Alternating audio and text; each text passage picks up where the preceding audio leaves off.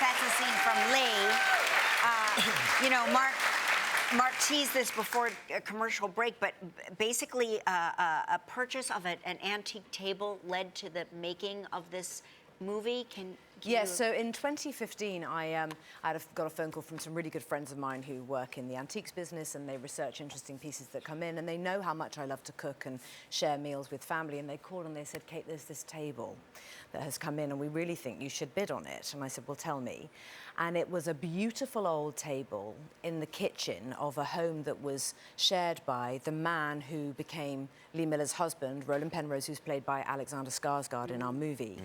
And it was a table in the holiday home, and Lee and Roland, in the very beginning of their relationship, shared many meals at this table. Lee was a great cook. She would cook at this table, and they would entertain friends and artists and so on. I got the table, and it arrived at my home, and I sat down, and I thought, my goodness, Lee Miller, why hasn't anyone made a film about her? And that was the beginning of my journey. And her son, Anthony Penrose, who is in his 70s now, is the keeper of her archive, which is vast, and he only really discovered who his mother truly was after she had passed away in 1977. He was a grown man. He had become a father for the first time and wanted to know if his newborn baby looked anything like he had done as a baby himself, and his wife said, go into that attic and look in those boxes and find a baby photo. And he discovered 60,000 negatives and prints of everything his extraordinary mother had documented during World War II. And had not released? Some of her images had been printed in British Vogue, because this was the thing.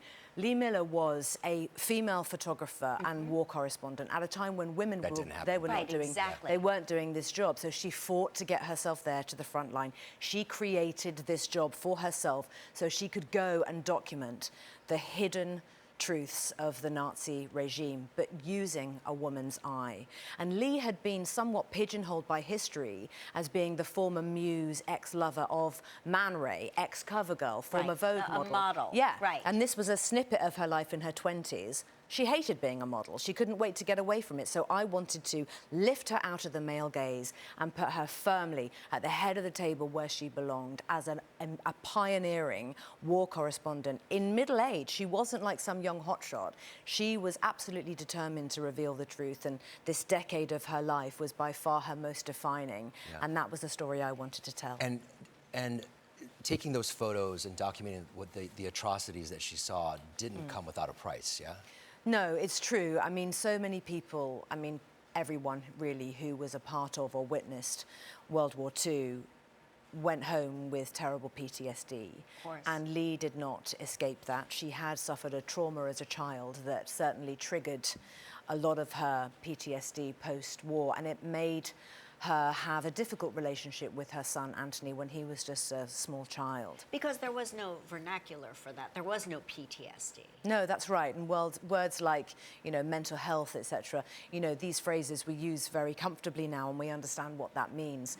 But at that time, no, Lee was one of those people who really just shrouded everything in a code of silence and did not talk about it. So it's extraordinary how beyond her death, her son really came to understand who she truly was and why she had been the way she had been as a mother. But he also learned what she did for women, lifting femininity up to mean resilience and power and compassion and strength and these phenomenal things that we live our life like that. The women in the audience live their lives like that now. Yeah, of course. Yeah. And Lee was already doing that 80 years ago for women.